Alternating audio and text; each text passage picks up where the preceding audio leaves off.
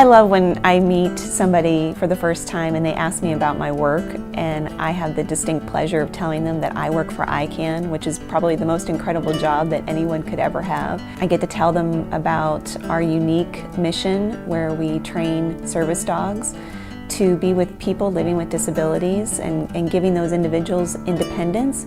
But then the unique thing is we train them in facilities throughout Indiana that for incarcerated individuals, and that people usually take a step back when they hear that, and I love that shock value on their face. But what a great opportunity to share about two individuals needing hope, and they get it through the conduit of a dog.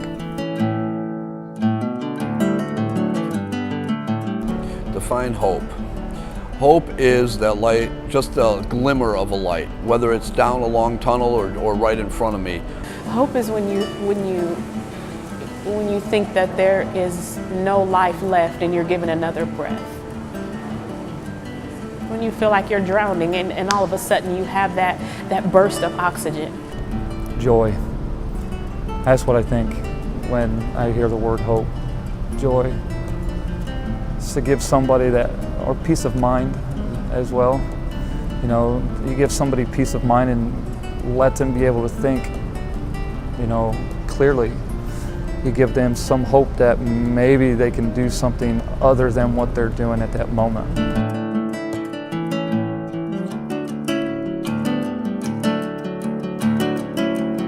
I've been involved with ICAN for approximately 11 years now, and the value of the program is immeasurable to me. Having done males, females, max, minimum, the presence of the animals makes a huge difference on the population that you're working with. There is a strong correlation between animals and humans and how that affects their psyche.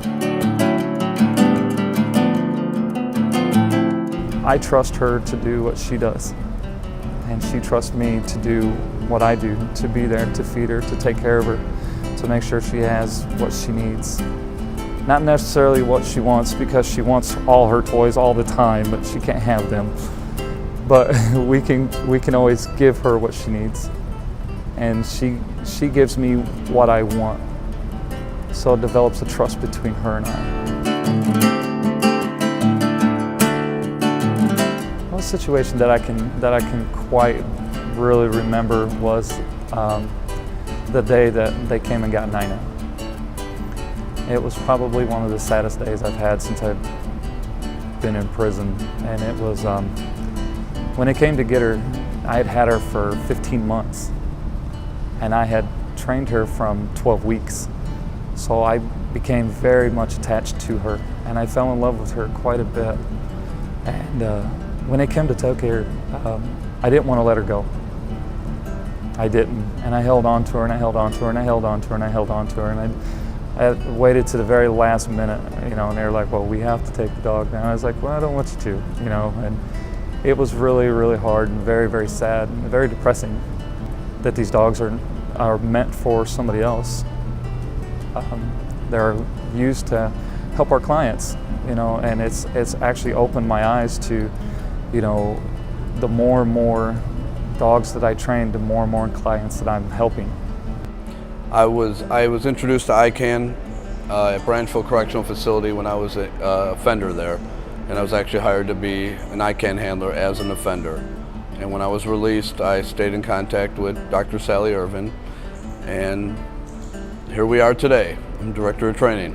I can relate in a lot of ways to what they go through each day, the obstacles they have as ICAN handlers, having a dog in a facility, but not being any better than anybody else. It helps the handlers see that ICAN, as part of their mission statement, to help the individual, the at-risk individual, the offender, become a better person, that it truly is part of their mission statement and that it can work if they put their mind to it. ICAN provides the tools.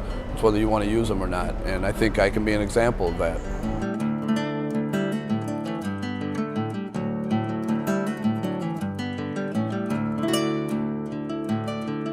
Level 1 and Level 2 skills are very similar to what you and I would be doing to train our own pets at home. You know, the basic obedience, sitting and staying, not eating food off the floor, those kinds of things, just good manners. Level 3 and 4 apply to the specific needs of the client that we've identified for that particular service dog.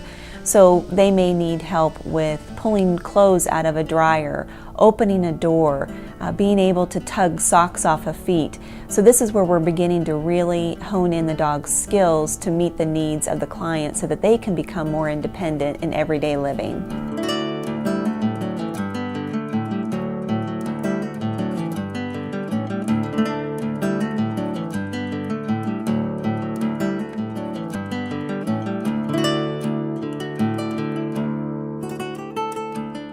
I went through a lot of things when I first got here, really unsure, didn't want any responsibility. It's really easy to be about yourself in here, make everything about you and what you need to do, you know, self-preservation to an extreme actually. And so I finished my college, my bachelor's degree, and then I went and worked in the law library, and then I worked in the library, and I was like, okay, I had started to feel the shift. I had started to feel like, okay, I can do more, I can be more, I can give back, I can be responsible, I can work on being selfless, I can do those things. And so I was finally like, okay, I'm ready. I went through the interview process and I was hired as a sitter, and I went to a handler and I got Melody. I was so loved by that dog. She made me know that there was hope for me. I have 39 years left to do, and I have never been loved like that. Just unconditionally, with no boundaries, no limits. I didn't have to do or say or be a certain way with her. She just loved me. That is where it starts for a lot of us, because we are broken, we are damaged, we are hurt. We don't know how to love, we don't know how to receive it. With a lot of us as handlers, it started there, to be able to be loved and to be able to love back the right way, healthy, to know that what you are doing in this program, you are changing someone's life. Not only, you know, in the process of changing someone's life, but you change. There's no possible way that you can be a part of this program and not change.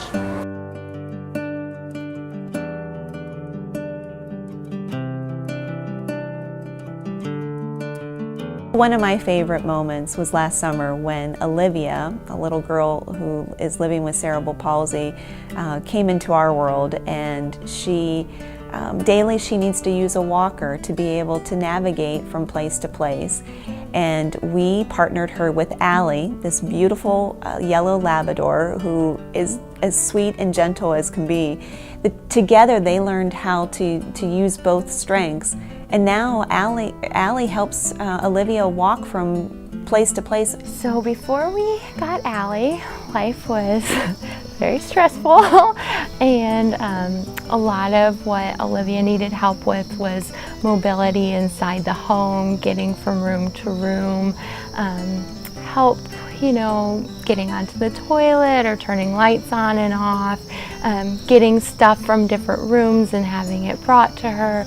Just a lot of little things that you don't really think, but once you are doing all of them, it adds up to a whole lot. Olivia has a condition called cerebellar hypoplasia, and her cerebellum is too small for her age, and it affects balance and coordination and gait and motor planning.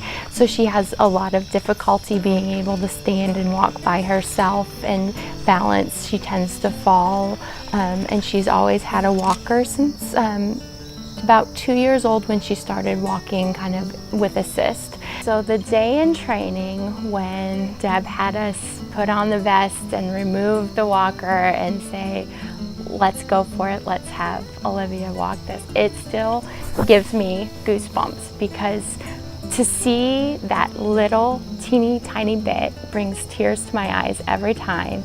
And now I'm gonna cry, but it just showed the future of what could be. and that she could have the freedom to walk without a person or without the walker. And it has been so amazing ever since. In the last 3 weeks, she hasn't had to use her walker in the home at all because she has Allie to help her all around the house and through the rooms. And this is beautiful. This is what we wanted, and it's already happening before we've even really taken her home and really seen what they can do together. For the first time, when we brought the vest out and put it on Allie, and Olivia held on, and the first step was just incredible because I've always seen her with the walker. And so when she walked, just holding the dog in the vest and Allie doing what she was supposed to do, balancing her and not afraid, it was just, I've never seen anything like that bond. And then the second step and the third step, and it was just overwhelming.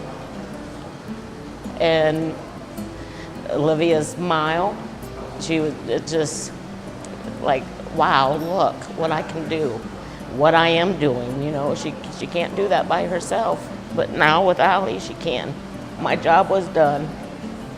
That's what I wanted her to do, and she was able to do it. You know, with being my first time seeing a dog that I trained to do that, it made me feel like, yes, I can do what you put in, you can get out.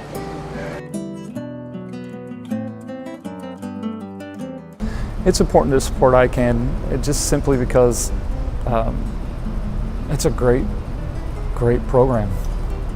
It's one of the better programs that I've seen since I've been in here.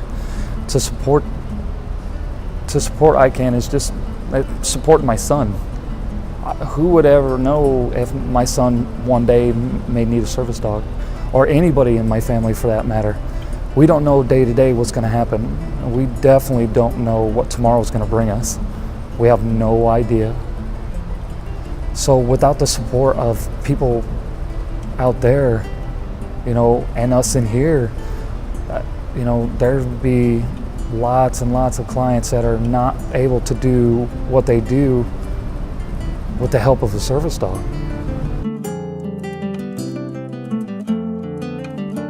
Since 2002, ICAN has been making partnerships happen like the one with Olivia and Allie, and we've been able to do that through the generosity of individuals and private foundations giving us financial support.